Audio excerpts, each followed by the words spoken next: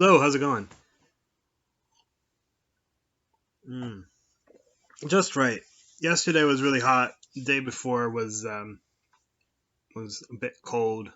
So this is just right. It's nice to get things right. Yesterday I had a video interview with a place that I applied for. So this is the follow-up interview, and whether or not I get through this uh, post, like this step in the process, I'm for a third interview for a position that doesn't pay whole hell of a lot.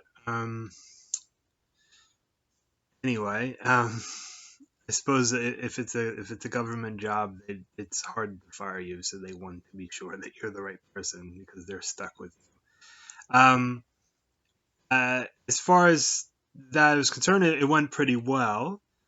I think I said all the right things. At some point, I won't say that I took over the interview, but I felt like I was kind of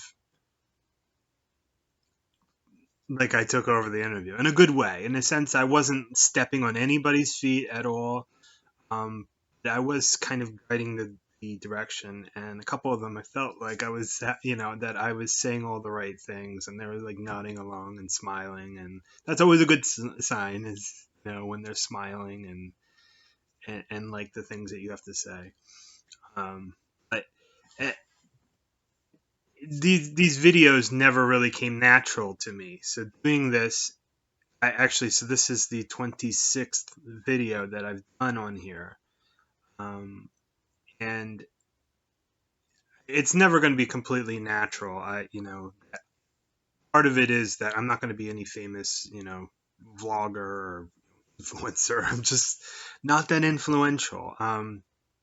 And it does, it's already come through for me in a way that you wouldn't imagine. People would think more directly, how would doing videos uh, help you? And directly is like, okay, if you make money off of them. I see people with sponsorships and things like that, like ads within the video that you can't click through. But it seemed like yesterday that all of these videos, feeling comfortable in the camera, positioning of your head, obviously, within reason. I'm not going to be, if you could see the screen here, it has the screen divided up into pieces of nine, where so basically it's like that. So there's one, two, three, and then there's one, two, three. And if you can keep your head sort of in the middle here, um, you're not hanging out over here. You learn to you know focus your head so you don't look stupid.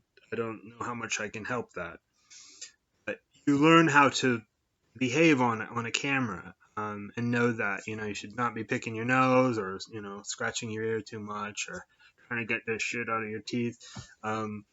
That something that you get out of the way. You get comfortable with the idea that something is watching you and recording you at all times. Um, and it's not very comfortable, especially the first video. You might be a little bit uh, just scared of yourself. I mean, hardly anybody watches these videos anyway. But I think doing painful things like watching yourself on camera, listening to yourself, uh, trying to formulate the things that you want to say, that comes in handy.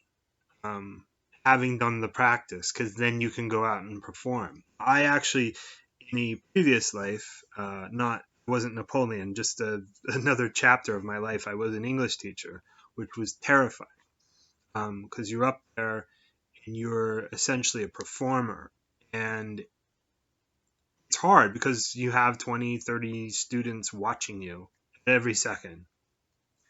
You're lucky, most of them aren't paying attention. Unlucky, or it might make your job easier. Everybody's watching you, so there's there's good parts and bad parts of that. Now, the thing is that I think doing painful things like performing as an English teacher, as well as practicing on these videos, it might be painful at first, but eventually you kind of get numb to the pain. I'm never going to really be super comfortable on camera. But you learn to maybe take care of yourself. If you have a blemish or something like that, you can buy some cream or something like that. I've been shaving a little bit more regularly than I have in the past. I've been losing a little bit of weight. I still see a little bit of flesh here, so obviously I'm never going to be completely comfortable with that, but I just don't let it bother me. And people can tell when you are not comfortable in your own skin. I would say that I'm fairly comfortable in my own skin.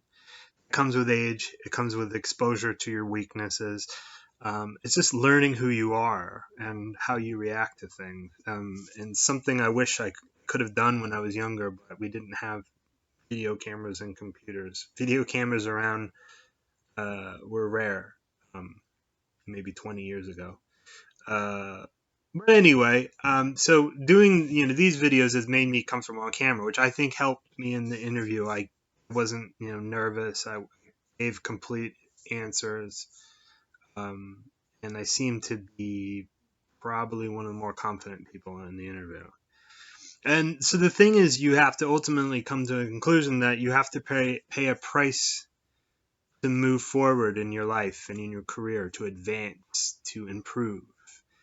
And you basically have to decide, you have to learn or determine whether or not you want to pay that price. First of all, you have to figure out what you want, why you want it, and figure out how much it costs to get that thing, weigh your options up, and then pay the price. So in a case of if you want to feel comfortable on camera, you got to get on camera. There's no other way to do it. You have to expose yourself to your fears and to your anxieties. So if that means you go up, my wife has to give a presentation, I think, in a couple of weeks, and she's really nervous about it. And I told her, I said, well, how many people are going to be there? And she said, I don't know, 50, 100. I said, okay. I said, well, let's just use 100, not to give you any more anxiety, but 100 is sort of a number that we commonly think in. And you think, at any time, especially today, people have phones. Somebody's going to be on their phone. And don't see that as rude. See it as that's one person you don't have to worry about.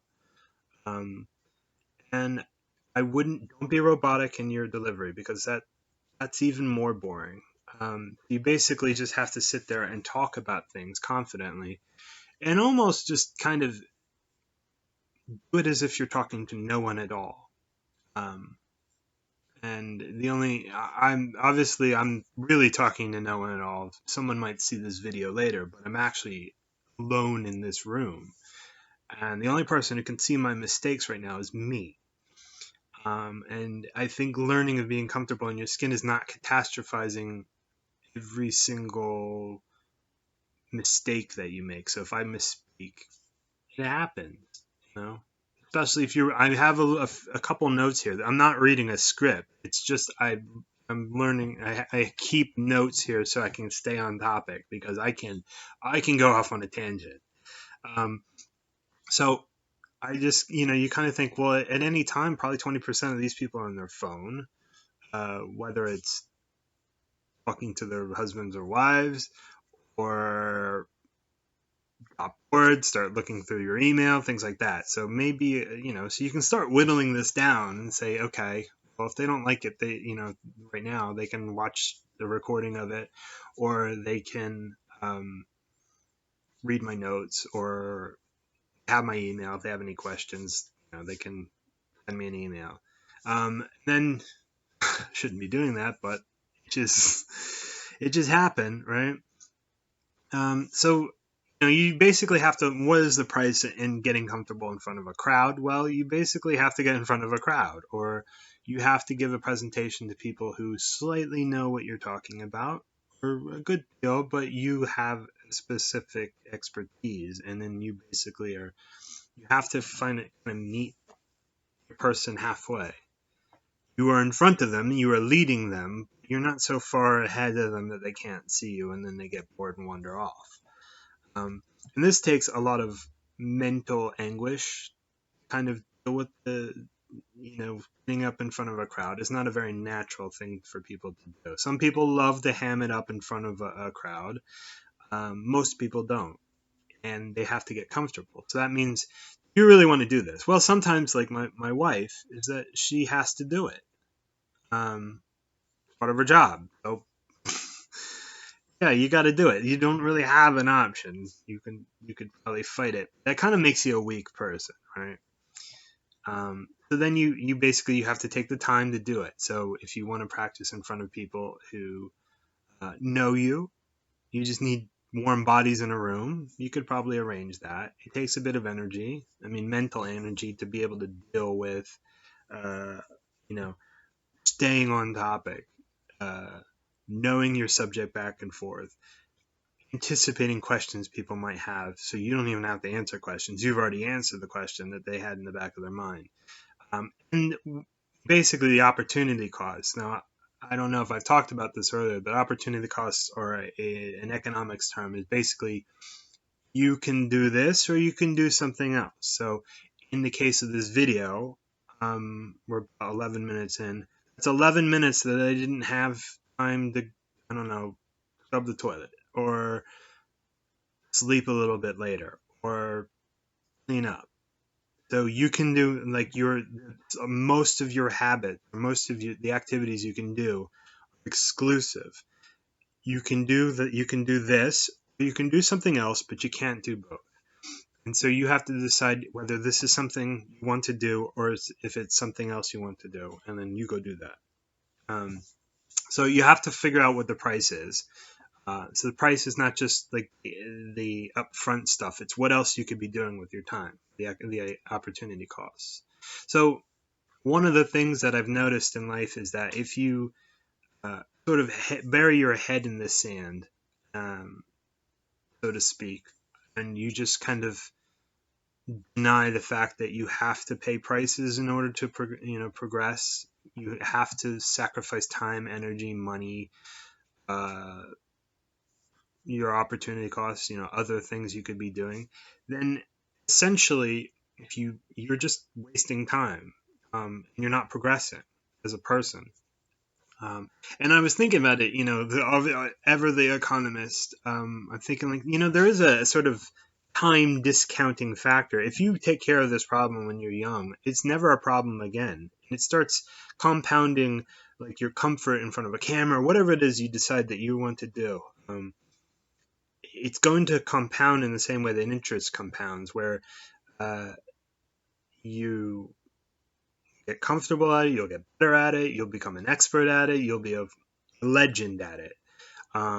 Likewise, it works in almost the way that debt works, where there's a compounding factor. Is like you get anxious, you get more, and it sort of builds up in your head, and it keeps, it's basically a feedback loop. The more anxious you get, the more anxious you get. So it just gets worse and worse and worse, and then you become completely paralyzed about this. If you don't decide to do the thing that you like, for example, if it's something very anxiety inducing, then it's only going to get worse if you don't deal with it now. It's the old adage, a stitch in time saves nine. You need to do it now, or it's going to be 1,000 times worse later. And that can have long-term effects on you, because then it sort of paralyzes you. Any thought of public speaking, any thought of doing anything that you want to do but haven't done yet. There might be times when you regret wasting your time. There might be times that you don't, that you've been scared, because you've never gotten to the bottom of your fears. I'm speaking very generally. There was, when I was a kid, a young kid, maybe 5 years old, my a lot of the summers I spent in the mountains at my grandmother's house. Not necessarily in the mountains, but sort of in West Virginia, it was just pretty much all mountains. Um, my grandmother had floodlights in the backyard. So floodlights, if you don't know what they are, they're essentially motion censored lights. So if anybody comes near, they're on off in the nighttime. Uh, if anything senses, it has a sensor, and if it senses motion, it'll turn on really bright.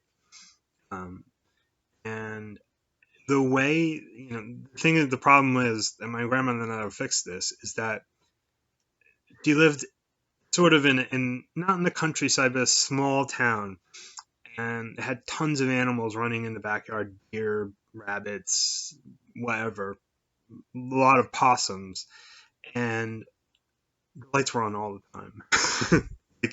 And the light was on right outside the window where I stayed, and it was on all the time, and it would cast this really weird shadow on the wall, or like through the window onto the wall, right where my bed was pointed, and it, it looked like a monster.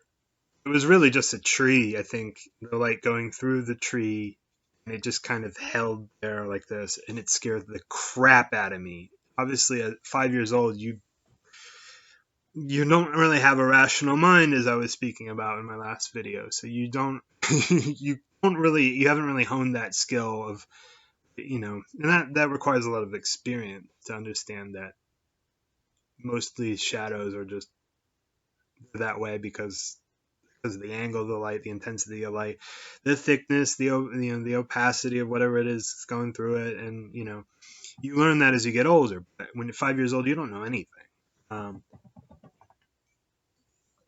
And so eventually, I remember my grandmother asking, "Well, did you sleep well last night?" I said, "I didn't sleep at all." I said, "Why not?" She said, "Why not?" And I said, "Well, there was this big monster on my wall." She's like, "It's through the lights." She's like, "Oh." As a grandmother would do. She's like, "Oh, it must have been the light." And so one night she's like, she got me up and said, "Well, what's going on?" So she wanted to see what I was seeing. She said, "Oh, okay." So she took me outside. She had a deck. She said, "See that? It's just a tree. It's going to be like that forever.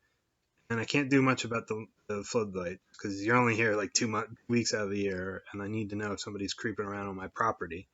As if that's the smart thing to do, is to tell people might be creeping around their property. It could be a deer or a possum. It's probably a possum.